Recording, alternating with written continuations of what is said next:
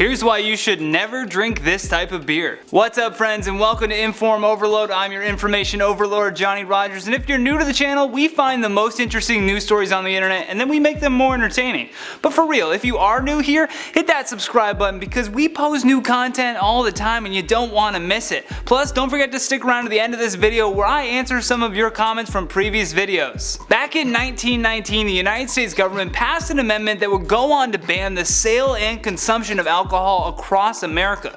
The prohibition of alcohol led to many people creating their own homemade brews, which was almost always followed up by gang violence now that those sales were in the pockets of crime lords. After 14 years of this, they decided to end prohibition once and for all. It was a failed attempt by the government to put a stop to the consumption of a product that is literally poison. Aside from drinking yourself to death, alcohol has led to an uptick in motor vehicle accidents, as well as alcohol-related diseases and medical consequences such as liver failure. However, because there is a huge culture around alcohol, it was much safer to end prohibition than to keep it illegal. Most of the consequences, both legal and illegal, from alcohol though are nothing but surface issues that we commonly see. The scariest thing is what you don't see.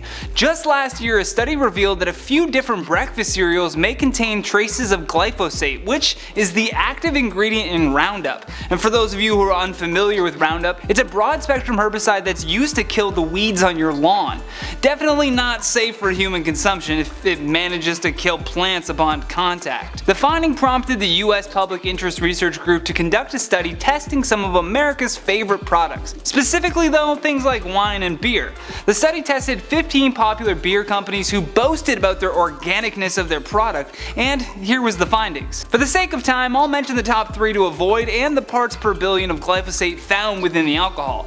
In third place, the bronze award goes to Miller Lite with 29.8 parts per billion. In second, we have the silver award going to Coors Light with 31.1 parts per billion. And in first place, the beer you should avoid at all costs, Tsingtao beer with an astonishing 49.7 parts per billion. That's a lot of weed killer. No wonder it's so light. The only beer company that passed this test with flying colors was Peak Beer Organic IPA with 0 parts per billion. For obvious reasons, you don't want to drink or consume weed killer, but to put things in perspective for you so that you're not paranoid around beer, all of the beer and wine that was tested positive still come under the Environmental Protection Agency's threshold. To comfort you some more, a spokesperson at the Wine Institute said, an adult would have to drink more than 140 glasses of wine a day containing the highest glyphosate levels measured just to reach the level that California's Office of Environmental Health Hazard Assessment has identified as no significant risk level. Whew, that was a mouthful. The only thing you should be really careful with while drinking alcohol is making sure that you have a designated driver and everything in moderation, guys. Definitely do not drink 140 glasses of wine or beer per day. Or anything for that matter. I feel like that goes without saying though. I want to hear your thoughts on this story though, so does this research scare you, or do you believe there's a little bit of Roundup in everything? I mean, they did mention some cereals had this, but let me know your thoughts in the comments below. Now let's check out some of your featured comments from the video titled Mount Rushmore Has a Secret Room. Lainey Durbin says, why is he calling us bacon bits now?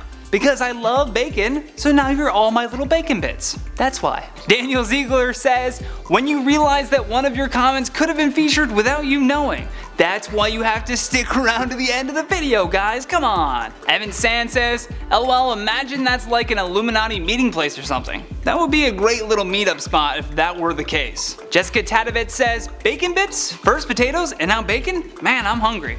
Comment hashtag Team Bacon if you're hungry right now. Emmy G says, I used to hate you, Johnny Rogers, but now I have adjusted to you being our host and not the potato queen. Yes, the potato reign has gone on for far too long. It is now time for the Baconators to take control of this kingdom. I am your Bacon King now. Charlotte's staring at me. Please don't kill me, Charlotte. Okay, I'm the Bacon King. Follow. Thank you for watching Inform Overload. Hit that thumbs up button if you enjoyed this video, and if you're new here, don't forget to subscribe. Plus, if you want any more videos like this one, all you gotta do is click that playlist on the side of your screen. What are you waiting for? And if you find any news stories that you want us to cover, find my Instagram down below. It's @TheJohnnyRogers. Then send me a DM, and if we like it, you may just see your story on our channel. From Inform Overload, I'm Johnny Rogers, and until next time, take care.